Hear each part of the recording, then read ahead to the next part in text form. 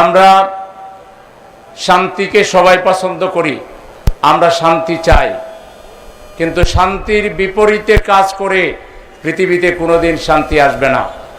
ক্ষমতা থাকলেই সেই ক্ষমতার অপব্যবহার যদি পৃথিবীর বড় বড় রাষ্ট্রগুলো করতে থাকে, তাহলে এক সময় ছোট রাষ্ট্রগুলো ঐক্যবদ্ধ হয়ে তারাও এর বিরুদ্ধে রুখে দাঁড়াবে।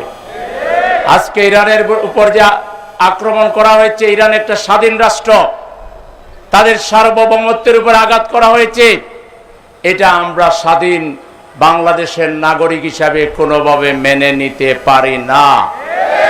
কারণ এটা মেনে নিলে একদিন আমাদের সার্বভৌমত্বের উপর আঘাত হানা হতে পারে। সেজন্য আমরা একটি শান্তিপ্রিয় জাতি হিসাবে, একটি শান্তিপ্রিয় দেশের নাগরিক হিসাবে এই হত্যাকাণ্ডের এবং এই হামলার তীব্র নিন্দা এবং প্রতিবাদ জানাই।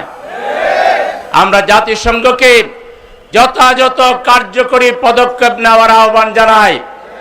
একই সাথে মুসলিম রাষ্ট্রগুলোর দ্বারা গঠিত ওআইসি আজকে কি করছেন বিশ্ববাসী দেখতেছে।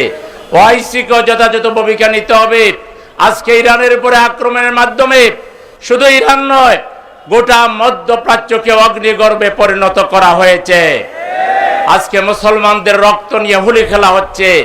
এই অবস্থায় আল্লাহর যে আহ্বান, ওয়াতাসিমু বিহাবলিল্লাহি জামিআন ওয়া লা তাফাররাকু, সমস্ত মুসলমানদেরকে, স্বাধীনতাকামী মানুষকে, বিবেকবান মানুষদেরকে আজকে ঐক্যবদ্ধ হয়ে অন্যায়ের বিরুদ্ধে, অসত্যের বিরুদ্ধে, জুলুমের বিরুদ্ধে লড়াইয়ে আজকে ঐক্যবদ্ধ হতে হবে।